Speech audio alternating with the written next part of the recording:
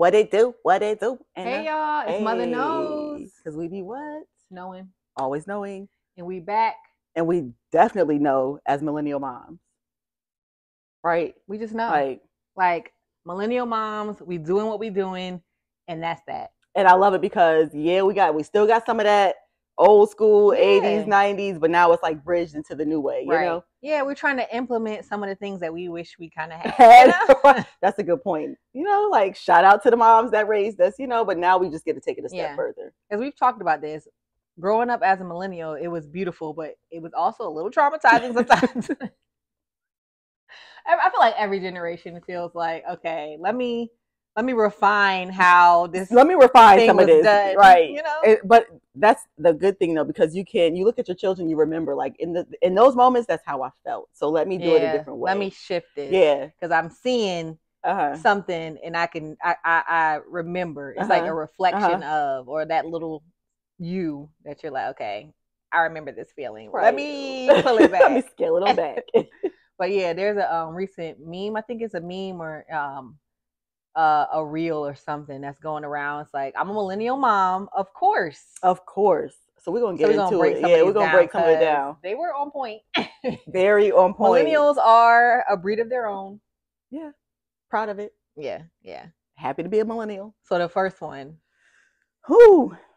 Do you remember when you were young and you were just like, all I want is a Happy Meal? Is a Happy Meal. All-American meal. All I want is a Happy Meal with a toy, them crispy fries. I'm saying. And a chicken nugget or two. Right. You know? And mine was cheeseburger. But still, I'm with you. Like, can I just get me? And then, they had to be like, what, $1.99 back then? It couldn't have been that bad. But, I mean, we do know that we were stretching dollars. We were stretching, we were stretching coins. It was tight. And so the response was, you got McDonald's money? I mean, let me go check my piggy bank real quick. And the funny thing is, we all heard this. Like, we all had the same childhood. You know what I mean? Like, if you have McDonald's money, and clearly we don't. Like, I don't work. Of course, I don't got no McDonald's money. I want you to pay for it. And low key, I saw you on my piggy bank last night. Right? Scrounging out a couple quarters, couple of dollars if I had them. Where my money? Run me my funds. You kind of owe me this Happy Meal, but nonetheless. Nah. But for real though, we all heard do you have McDonald's money? And of course, it was like soul crushing. A little bit, it was. It was like all you wanted. All I want is McDonald's. Some fries and a cheeseburger in this moment. But today, millennial moms taking it a step further. I got McDonald's money, but we going to Chick-fil-A and Chipotle, then Starbucks. What else we got? Panera. So yeah, we have the money, but we're not going to McDonald's. We're not going to McDonald's. We're not eating that. And low key, our kids now expect low key. Yes, they expect the higher end foods. Yeah. Because let me mention McDonald's. Yeah. Like, do you understand the girl, joy I had? You better take that McDonald's. Now, I will say, but it is, yeah. I will say McDonald's is tripping because y'all fries not as crispy as they used to be. I mean, I still go to McDonald's here and there, and you just gotta ask for a crispy But they fry. still don't do it. I always say well done fry, and they don't. They're not well done. I get mine well done, and they come through every time for me. I don't think you're as picky about your fries as me though.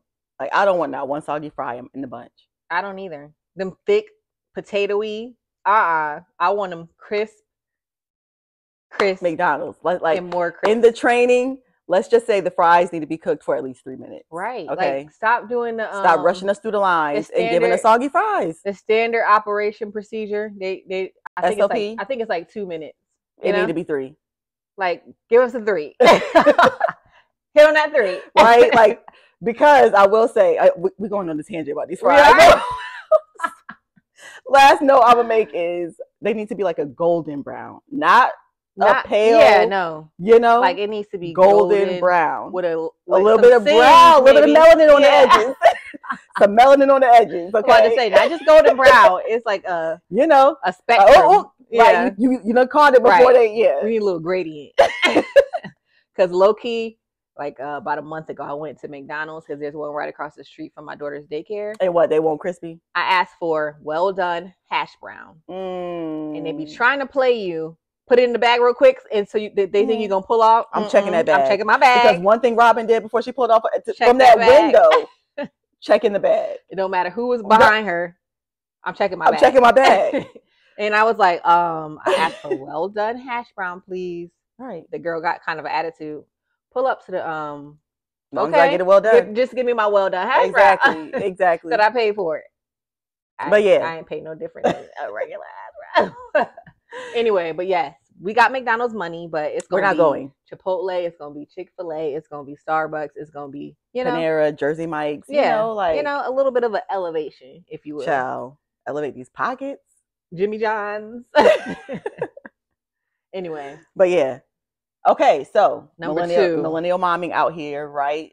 Going back to how we grew up. Or raised. Gentle parenting was not a thing. It was not a thing. Gentle parenting. Today. I said what I said. Do it now. Right. Or it's going to be a problem. And it ain't even just I said what I said. I said what I said. That's what it was. And they give me that look, But there was no repeating. There was no like. They stared into your soul. As soon as. Yeah. Because if they had to say it again. What? Over. And I know, so I know my brown people can relate to this. Because not to stereotype and everything like that. But, I read comments on Instagram about parenting. And like my, Latino brothers and sisters, they're like, yeah, because a shoe will get tossed. Would have got tossed. Or whatever it's called. What?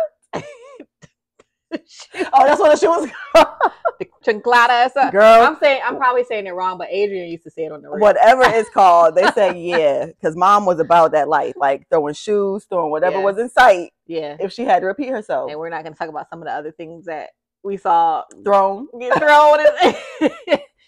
Not by our mom, but in our family, we've seen some things, y'all. We have seen it all. It made you clutch your little like, ooh, okay. Like, Mr. Right.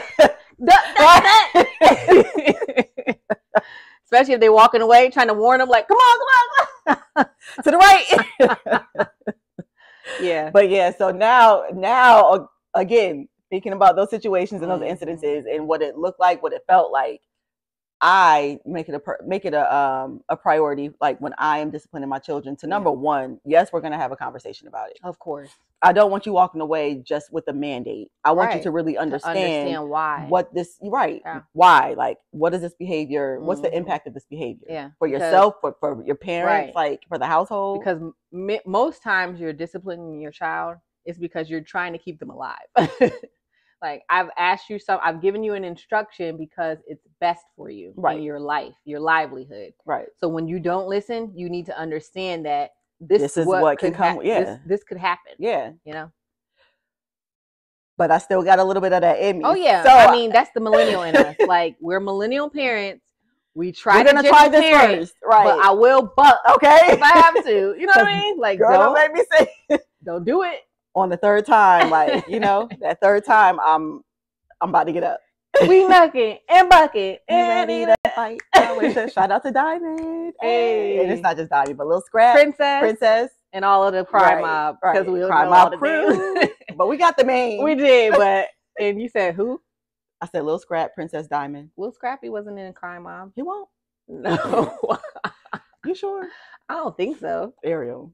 I don't think so. Isn't that how him and Diamond met? No. How they meet? I don't know, but not through crime. You better be right. Yeah, we just is vanilla. Over here talking about crime mob and getting all the names wrong. Yeah, we like it. Hey, ready. Okay, anyway.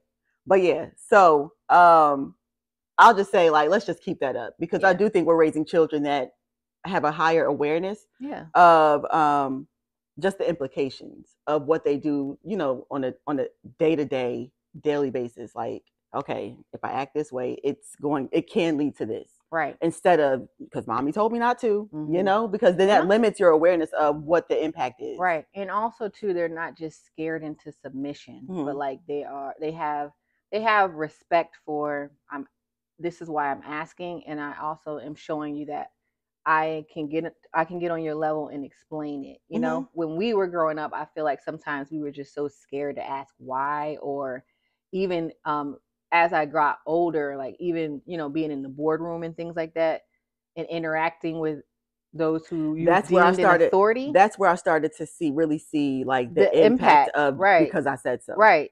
The impact is when you get older and you see all these well-spoken and like assertive people, and you're like, okay, when do I jump in? When should I talk? When can you second guess yourself? Because it's like you hear the I said no, because this is why you know, like you hear that in the back of your head, and then it's like, you know, it was seen as disrespectful to ask why. Right, exactly. Just, you know, to try to understand. And that came up for me like the first time really when it became an awareness for me is when I was writing my thesis for my master's degree. Okay. And my advisor, she was like, you don't really push back. Like you don't really. And I was like, I mean, because to me, it feels disrespectful for me to push back, you know, like when I hear something or when you're giving me, you know, feedback. And she was like, okay, I actually gave her awareness of like cultural differences. That's it's like, good. It's not because I don't have anything to say. It's just, I don't want to be disrespectful. Yeah. You know, and there is definitely a way to do it. Because I hear the teachers out there, I know that the school system is rough now, and these kids be thinking like, you ain't my mama, you know? So I do think that there's a healthy balance of explaining why. But sometimes it is because I said so. Because sometimes I need you to understand that mommy and daddy have the authority here, you know? Especially after I've taken the time to explain it. Right. Now it's because I said so. This is what I've said. Right. And it makes sense. Right. All right. So what's the next one? Going on to, okay. Therapy. Yes. And therapy. All right. Wait, when's my appointment again? Because I got one coming up. And I got to find a new one. Okay. But I just love that our millennial generation, right? Like we understand the importance of going to an expert, going to someone that has an objective, non-biased perspective about how healthy connections are supposed to show up. Right. And it helps, you know, like we're leaning into this breaking generational curses, right? And just understanding again, like how dynamics growing up might have been toxic, might have kind of boxes into certain ways of thinking, and that limits us in certain ways. And so just expanding that, you know, our mindset, expanding our view of, all right, like I can do it a different way. And it might feel uncomfortable, but it's healthier for me. And the biggest thing with that for me is communication.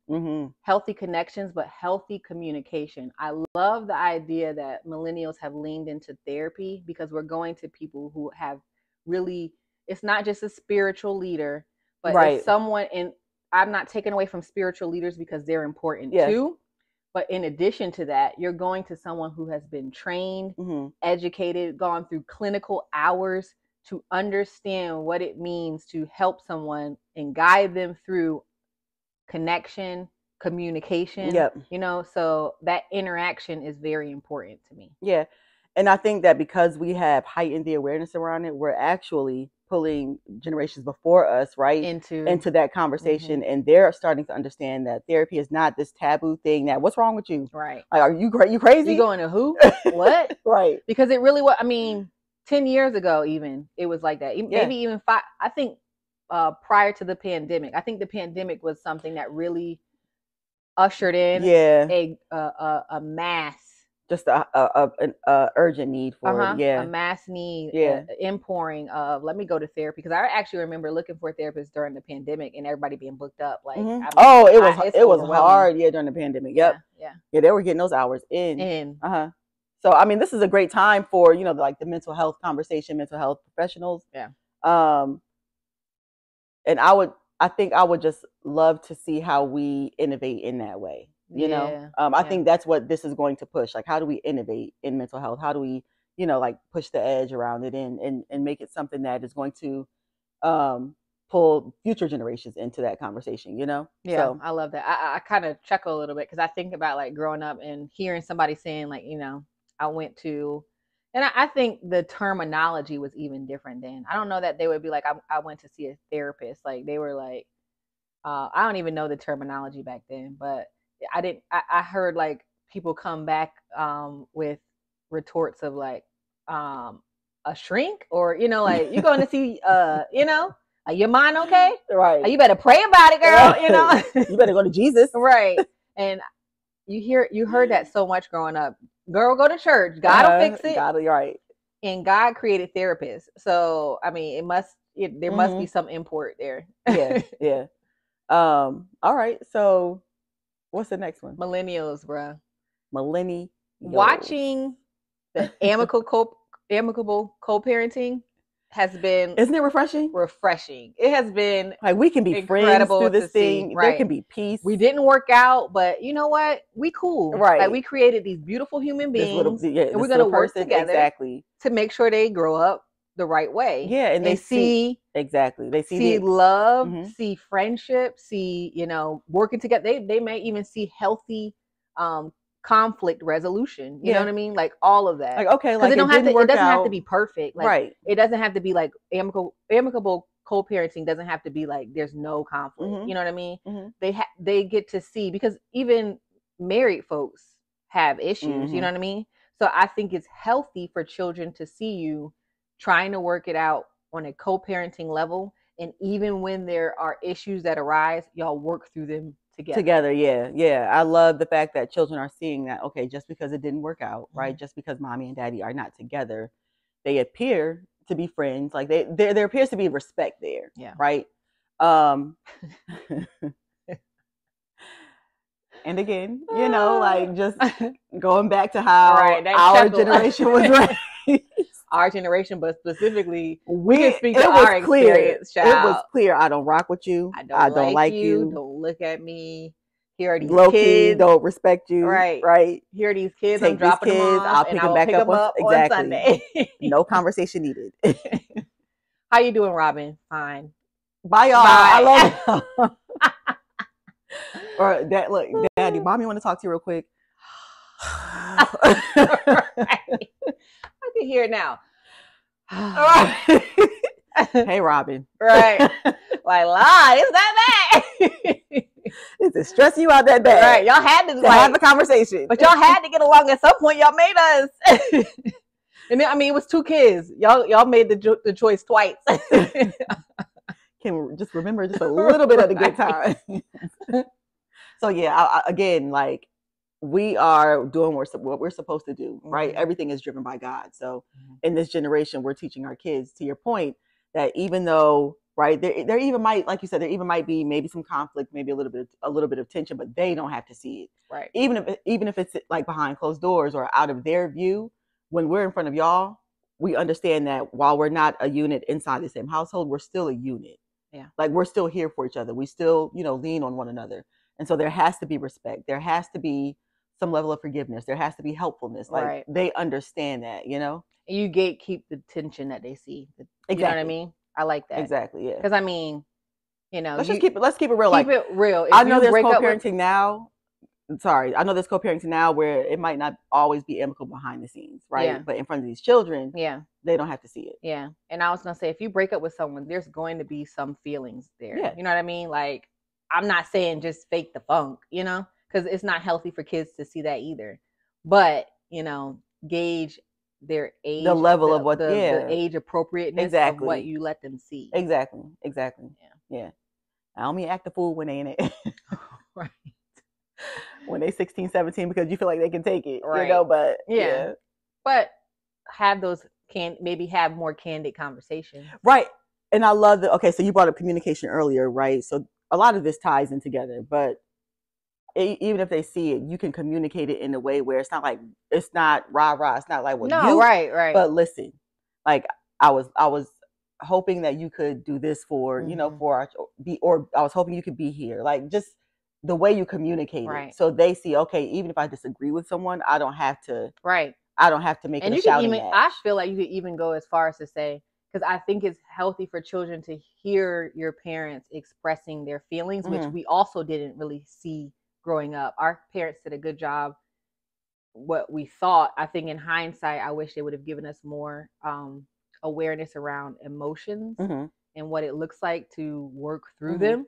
They hid a lot of that from us. But I was hoping you could show up here, and it frustrated me that you did. Just to give it a name. Like, okay, I am frustrated here. You know, like it's define not. It. Yeah. I'm not just hoping and wishing, but like what you did, your actions, they made me feel this way. They made me feel this way. You know, so I like. Yeah, I like that. Absolutely. Yeah. So shout out to the amicable co-parents, right, and the married parents, right? When they might have what. Amicable has had us in a chokehold a little bit. Did I say it wrong? A little bit. I said amicable. I said shout out to the amicable. I said shout out to. I just said it fast, but I said shout out to the amicable. Okay. Because amicable does not have me in a chokehold, honey. I'm gonna be honest with you. No, I mean it's not a hard word, but I think when you're talking, it's a word that has a weird like. Twisting of amicable, you know. So I said it fast. So when you're like shifting from one word to the next, it sounds a little twisted, a little janky, a little chokeholded. But I know how to say it. Amicable. Right, amicable. Amicable. Am I not stressing the L enough for you? No, I'm joking. Like, I don't know. Bruh, watch the mic. Oh, Mike. You're right. Okay. That's gonna be that's gonna be a conversation. Another one. Okay, what's the next one? You touch the mic. All right. Millennial parents, millennial mom. My kids know how to work a smartphone. It is what it is. It is what it is. It is. They grew up in it. You know. I got to cook dinner. I got laundry to fold. I'm not saying that my children are stuck in front of gadgets, right? Yeah. But at the times where mommy has to be heads down and just get something done real quick, tablet, phone, not to mention sit in front of the TV, right? You know, right? We're gonna be PTA moms, room moms. Here go this phone. Like last night, we were at Jameson's basketball game, and Alani, you know, like she's 2, so I need you to sit still. So here's mommy's phone. Watch Floor is Lava. She loves Floor is Lava. Jack. Loves Floor is Lava. Thanks to TT. TT, Floor is Lava. Because I'd never heard of it until she came here. She was like, "Mommy, we're gonna play Floor is Lava." That's our jam, child. So yeah, we be in here on the sofa. Right. Go ahead and watch it while I watch this basketball game. You know, like now, what I will say is because we didn't have that growing up, I do think that we understood the concept better of sitting still. And being okay with not having anything to watch. Use your imagination, child. Daydream, doodle something. Yeah, I agree. Figure it out. I agree. Yeah. Because Amina is now like, you know, it's like, okay, we got to teach you some patience, child, because this is ridiculous. Oh, gotcha. You know? And she thinks that everything is going to, you know, happen like right away. Right. You're like, boo-boo.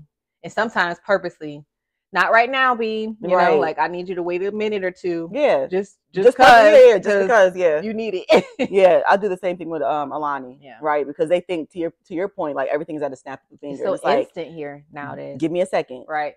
Yeah. And also too, like I was telling you earlier, like sometimes you'll call my phone and Amina watching her show just. Y'all, my niece will send me the voicemail so quick. At like, 3, girl. At 3, I was like, the first time I saw, I was like, Amina, don't do that again. And she did it. And she did it again. So how you know how to swipe it to the left? Right. The last time she did it, I was like, all right, no more movies for a day. Child, that was she fell out. That was a thing. Anyway, smartphones. Yeah, but okay, so now this is where I have to get with millennial parents to a degree. Yes, we know we're all okay. Let me just step back. It's not just the kids. Like we're all heads down on our phones, swiping it in it, right? So I think that we have to have more awareness around, all right, let me get out of my phone and be present. You know, just remember to be present. Remember to like do activities with your children. Let's go, let's paint, let's draw, let's play a board game, let's go outside. Like I do think we have to get better with that because when I drive around like my neighborhood sometimes and the kid, you know, you see kids playing, but some days it's like, I mean, dang, is everybody just inside the house? Right. Like I used to love our neighborhood in Charlotte. I loved it. We saw kids playing outside all the time. And I loved, they were the most respectful, you know, like kind. Hi, how are you? But they were always playing outside. And we need to make sure, like, you know, millennial parents, get your kids outside, get them that vitamin D, that sun. When they ask why, because I said so. Their feet need to be on the ground, like they just because you need some vitamin D. And I will say, I kind of like went back on my word because I said so, but that's just joking. But what I will say is because you need vitamin D, because you need to, you need to get some exercise. Right. You need to need move to your get body. some fresh air. The blood needs to flow. Like, yeah. right. Fresh air. Like, you can tell them these things, but even if they push back, all right, you going out anyway. Like, I don't remember the last time I was like, oh, you smell outside. We always heard that. Yeah. And I have older kids, so I do. Yeah. We I've heard that said it all the time because we were always outside. Mommy be like, y'all gotta go upstairs, go freshen up. Go to the go get a. Because we stayed outside. Right, go get a shower, go get a bath. Outside, like after homework was done. Yeah. Let me go grab these hours real quick in the daytime. Yeah, but one thing to your point, we are when Amina gets home from school, no phone, no tablet, like we're doing activities. I'll give you, and she's now, she can watch one show. And then that's it. Like you get a show, and then we're doing something else, because we don't want to. Yeah. And I would, like in our household, our kids cannot touch their phones until the weekend. Okay. And that's really only Friday and Saturday because Sunday is no phone day. Okay. Because that's just the rejuvenation. Yeah. Like Black folks say, that's the Lord's Day. So they get it like a day and a half out the week.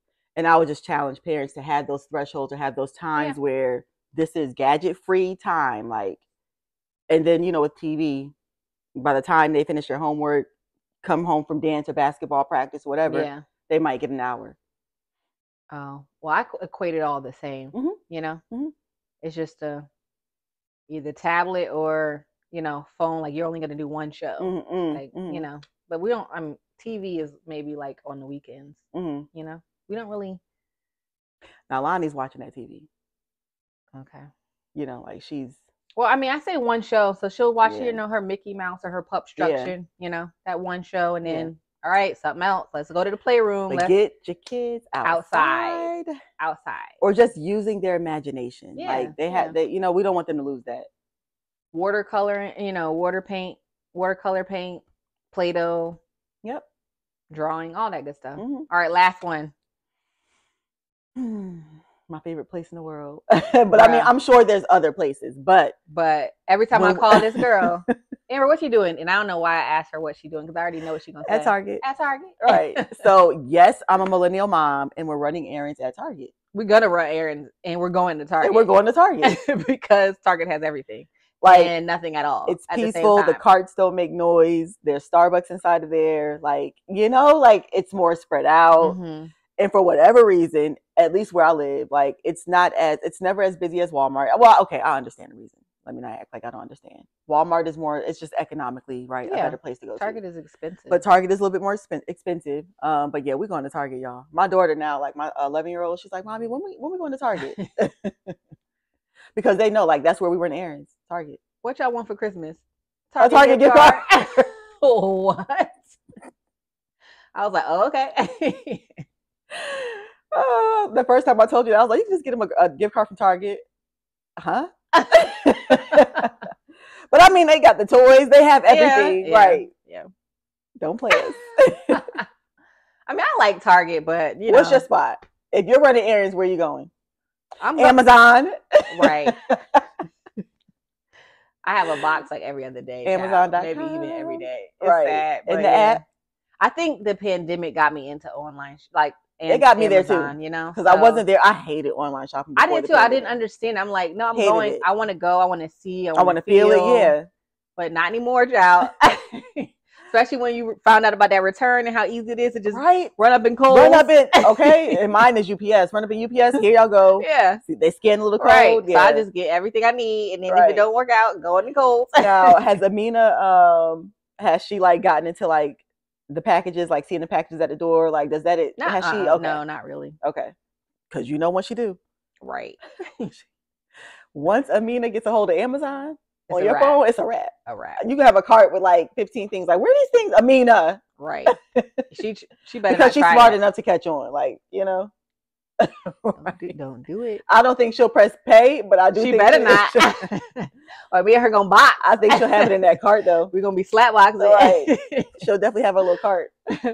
But yeah, okay, Amazon, Target, anything else? Any other place that you go to?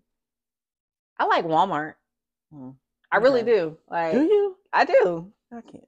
I go there when they have some of the specific things that we want and need. Like what? The juice boxes that Amina likes for lunch. Okay. The little Lunchable things she likes. Okay. Yeah. Like I go, like again, I do go like for grocery items. I do like go to Walmart because again, they just have a wider range and better prices. And now Target has the Epsom salt, Mr.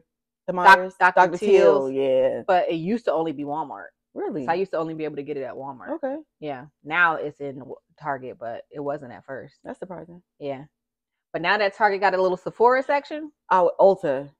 Oh, Ulta section? Girl. You be in there, don't you? Girl. Like I don't have to go order, my eyebrow pencil and everything. Right. I can just go to Target. The holiday weekend, me and Ari went in there to grab something. I said, wait. Oh, our Target? Okay, yeah. I said, Ari. Ari. Okay. This is the sad thing. I'm tapping at the time. Your daughter. I'm tapping my Ari, and she like, yeah, Mom, we can go when we come back because Ulta is her second store. Ulta is Ari's second store. Like if it's not Target, she wants to go to Ulta. And there's an Ulta also. And before y'all come for me, she doesn't wear makeup at school. Yeah, she doesn't even wear it. Right. She dances. So they have and to she do just their likes makeup. to play with it at home. Yeah, like she has a little vanity area and she's in her room. Like you know. But like, it doesn't go outside of our house. Don't be up in the comments. That is not what we say. It doesn't leave the house. Yeah. She already knows. Yeah. But yeah. All right. Millennial Mom out here. But the last thing I thought about was the bestie. Because not Ari. The bestie. Okay. I remember watching a interview and Michelle Obama was like, no, I am not my daughter's best friend. Right. I'm mom first. No. And clearly we're mom first. And low key, Michelle was like, I ain't your friend at all. That's basically what I took from it. That's what I took from it. And we ain't friends, period. Right. And I kind of get it, but kind of not. Like I want my daughters to understand this is mom first. Yeah. There is authority here. Yeah. There is a line. There's respect here. Right. Right. There's a line to your point. Don't cross it. Because like I said, we can buck if you want to nuck. Shout out to Crime Mob crew. Again. Crime Mob. I'm dating myself. Because that had us in the clubs like. Are you sure Little Scrappy wasn't in Crime Mob? I don't think so, but I just don't. And I'm going to venture to say no. I don't think so, but N-O.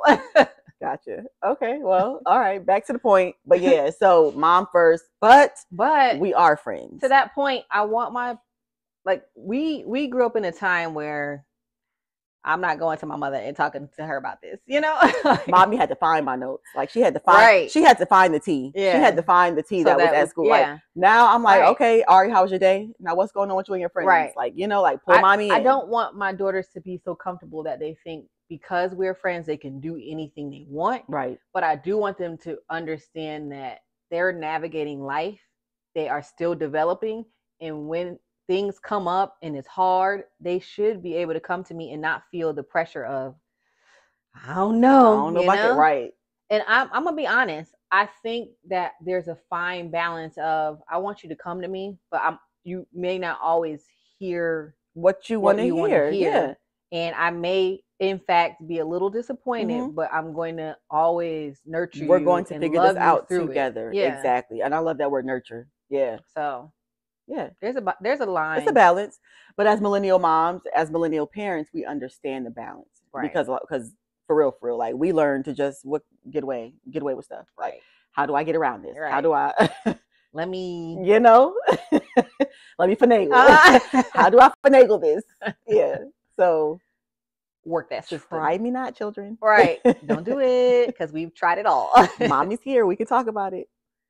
Okay. And mommy has done it all. So and I tell my kids that all the time. And my husband, we're like, look, it's just not gonna go the way you think it is. You know, like just come to it. I know in your head you thought it was brilliant, but it's not. Just come to it. It's not landing. Because we're never going to lie to you. Like, we have your best interest. We love you.